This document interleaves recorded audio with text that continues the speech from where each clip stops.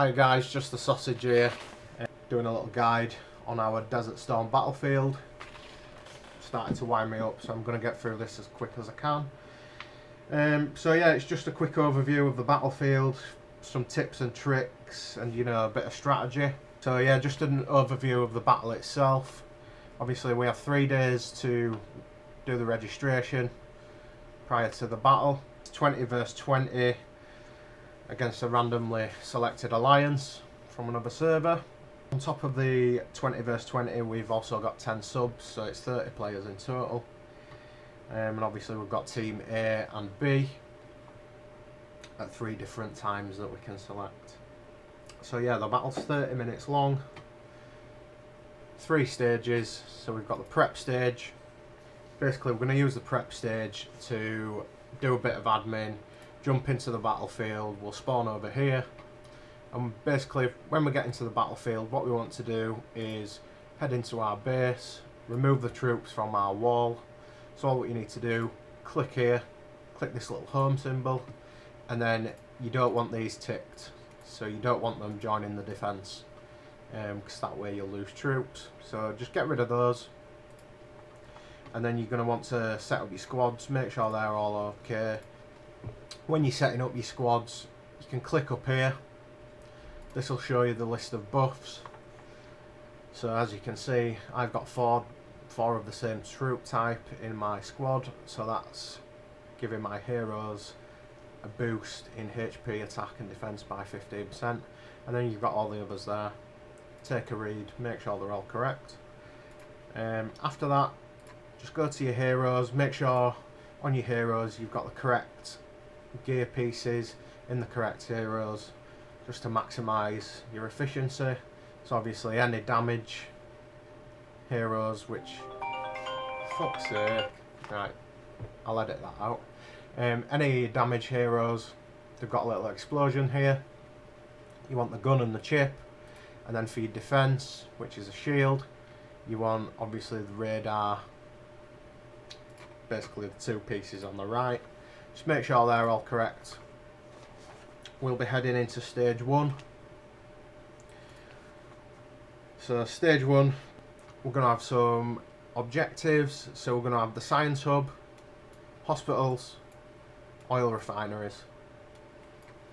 Now these 3 types of building are the most crucial for the start.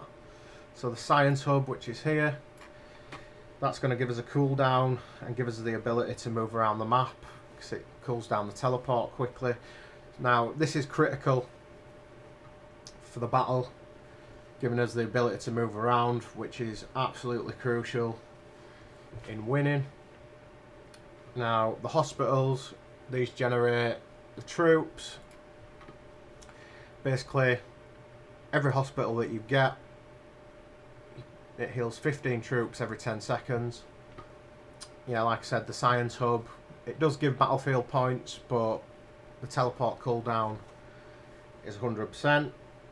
And then your oil refineries, which are these 2 here, these are the main source of battlefield points in the first 10 minutes. We're going to completely ignore oil wells. It gives some points, but not enough.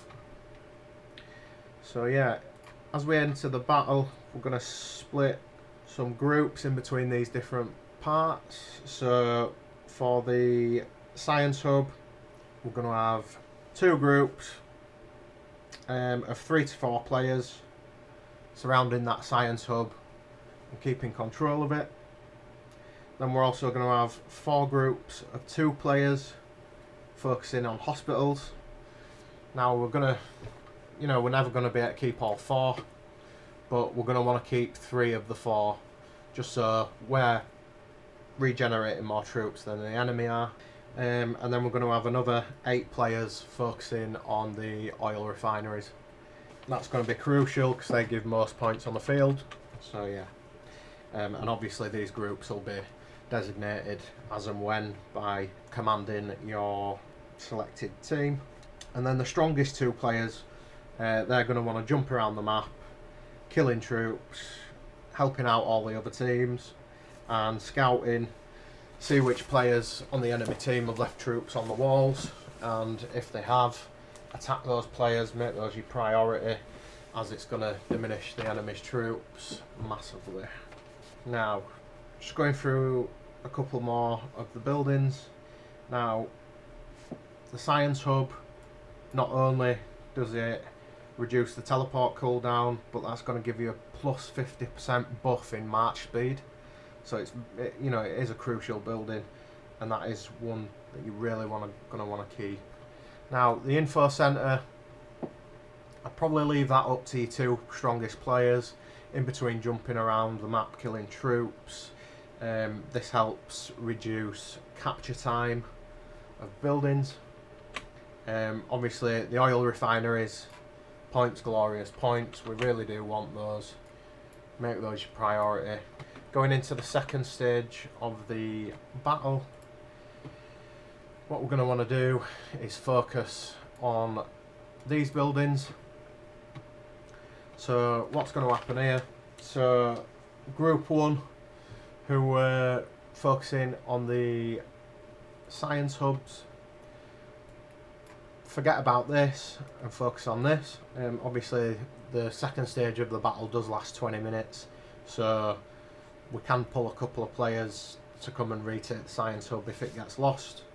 But yeah, group 1, the guys who were focused on the science hub, they need to switch to the nuke. The reason why we're going to do this is the nuke it gives plus 50% more points than the oil refineries. However, if we can't hold the nuke, focus on the science hub, because if we hold both refineries together, they do actually generate more points than the nuke. Secondly, we're going to go onto the mercenary factory.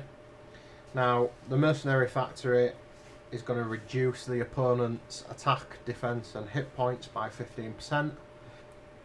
So if we take that and the arsenal also gives us plus 15% buff to our defense, attack and hit points. So holding these two is pretty crucial. It'll give us a 30%, if you like, buff over the opponents, which is massive. And you can see there, arsenal boosts us by 15%. Mercenary factory weakens the enemy by 15%, which is huge. Guys who were focusing on the hospitals, they want to stay focused on the hospitals for the second stage and just flitter about the map as and when. The strongest two, they want to be jumping around the map providing support. Now, just a couple of final tips and tricks. Obviously, please make yourself accustomed to this map, because it does help you massively. If you can, get your game on desktop if you've got a PC. That also helps greatly, because as you can see, you can do it like this, give you a much bigger view of the screen, and when you go into your world map, you have got a much higher view, which is going to help you massively. Now, a couple of tips and tricks just from what I've picked up as I've been playing the last few battles. If you see an enemy jump to a capture point and they send their squad in, it is better to wait for them to send their squad in and capture the building. Then you're going to teleport next to them and start smashing them with your squad.